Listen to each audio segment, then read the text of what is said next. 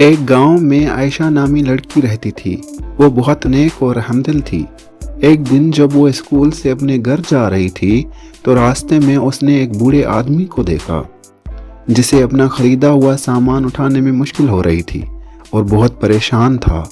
आयशा उसके पास गई और कहा, सामान मुझे दे दे, मैं आपकी मदद करती हूँ। जब आयशा ने बूढ़े आदमी को अपने घर तक मदद की तो बूढ़ा आदमी बहुत खुश था और कहा, बेटा, तुम एक नेक लड़की हो। आयशा बोली, ये तो मेरा फर्ज था और मुझे लोगों की मदद करना बहुत पसंद है। और फिर आयशा वहाँ से घर के लिए निकल गई।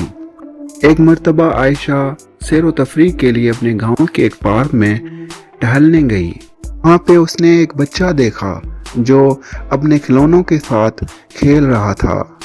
अचानक वो रोने लगा। आयशा सोचने लगी, ये क्यों रो रहा है। आयशा उसके पास गई और पूछा, तुम क्यों रो रहे हो? बालू। और उसने पेड़ के पास एक भालू देखा।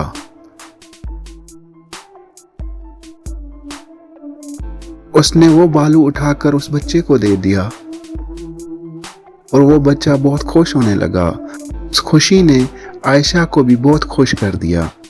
आयशा के इन नेक कामों की खबर उसकी उस्तानी उसकी टीचर को हुई और उसकी टीचर ने फैसला किया कि मैं आयशा की इन नेक कामों को पूरी क्लास को बताऊंगी और सारे बच्चों को आयशा की तरह नेक अमल करने के लिए कहूंगी। और उसने आयशा को बुलाया और उससे पूछा कि तुम अपने दोस्तों को कुछ बताओ।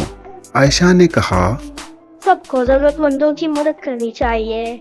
हमें चाहिए कि कोई अगर किसी परेशानी में है तो हम उसकी जाकर उसकी परेशानी खत्म करें, हम उसकी मदद करें। उससे उसकी तकलीफ कम होगी और उसके साथ साथ वो बहुत खुश होगा।